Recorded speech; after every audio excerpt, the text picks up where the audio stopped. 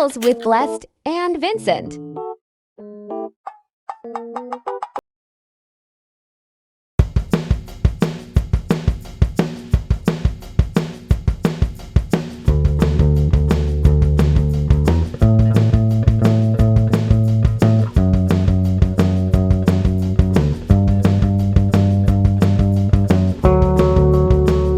Hi guys! So as requested, here's our second vlog about the Philly Cafe. So nasabi ko nga sa first vlog ko na Philly Cafe is the buffet restaurant of Philly Hotel Cebu serving Western, Asian, and Filipino cuisines. So may mga changes na simula nung nagpunta kami dito last year. And then ngayon, yung price is 2,240 per pax, which is last year nabayaran namin is 2,500 per head. And good thing nga, kaya namin na-vlog ito kasi may 25% discount sila, if I'm not mistaken, up until June 30. So, yes, yung nakain namin kahapon is discounted na siya ng 25%. So, yun na nga, lalapag ko din sa end ng video na to kung magkano yung nabayaran namin for 4 packs. What we love about the Philly Cafe is that it highlights local specialties from different regions of the Philippines. So, ang daming choices, ang daming options. May Korean food kung gusto niyo mga Korean, Japanese food, pwede kayong magpaluto. May crabs, yes, may crabs. And then, may nakita akong isang TikTok video na kung lunch daw kayo pupunta dito, may lobsters din sila. Sayang nga, hindi pa namin na-try yung lunch kasi always kami pupunta dito for dinner. So, yeah, hopefully soon matay na namin yung lunchtime. So, we had our dinner here last night to celebrate Kuya Kent's birthday, Kuya Yan ni Vincent, who's in Australia right now. So, we always celebrate in a form of dinner, kahit na malayo kami sa isa't isa. Anyway, for dining inquiries and reservations, you can call New Star Restaurant reservations. Ilalapag ko lang yung number nila sa description box. And yes, walk-ins are welcome on the first come, first serve basis. Kasi nga nag-walk-in lang din kami kagabi. So, no need to worry and madami din naman silang seats. Unless siguro naka-reserve yung place for events or something ahead. So, you can call for reservations para sure na din na hindi masayang yung pagpunta nyo sa New Star. Alright, so, eto na nga, papakita ko din sa inyo yung food para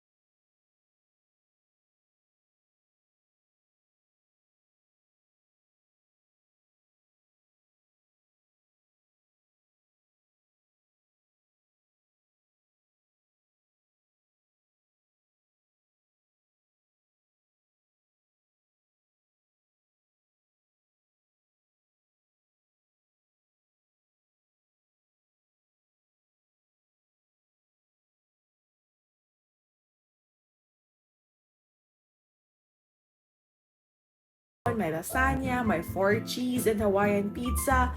And yung pinaka-favorite ko is yung shrimp. So, yung shrimp, depende na sa iyo kung anong gustong style ng pagkaluto. So, sa amin naman, sinabi namin, got butter garlic shrimp. So, which is, kay Vincent naman is butter garlic na may cheese, yung scallops niya. So, ganon, depende na sa inyo. Pwede din fried kung gusto nyo, depende na nga. So, madaming choices, madaming option. Hindi ko na natry lahat kasi hindi din ako kumakain ng spicy food.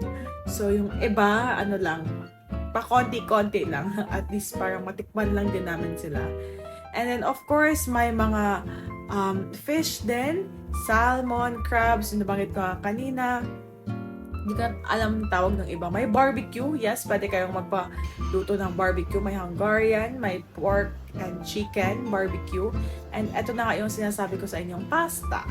So, yes, kuha-kuha lang kami ng kaunti para nga matikman din namin lahat. And here's what I mentioned, the shrimp and the scallops. Walang cheese to kasi pangalawang serving na namin to. Tapos hindi ko nasabihan na lagyan ng cheese.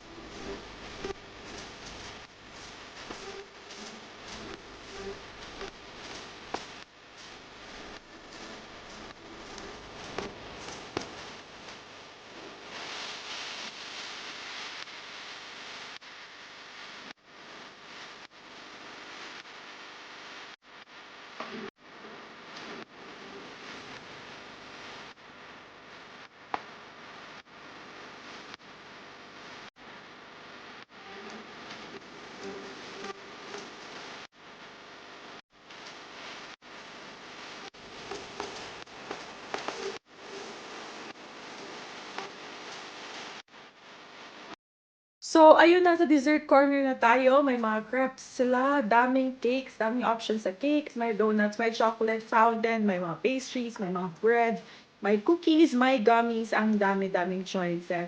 Sa amin naman, tinry lang namin ito, favorite ni Vincent na crepes. So, lagyan namin ng choc chips, and then mango, and I think naglagay din siya ng raspberry after that. And then the ice cream on top, and then you could add syrup afterwards.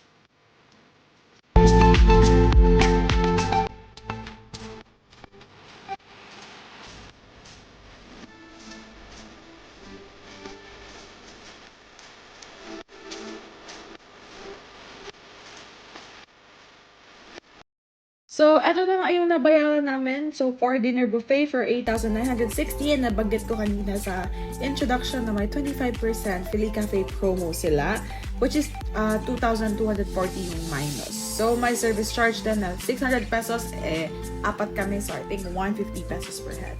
So, we are heading home, and for more Philly Cafe tips or food trips or buffet, kahit ano, lapag nyo lang sa comment section, let us know so we could film more videos coming up.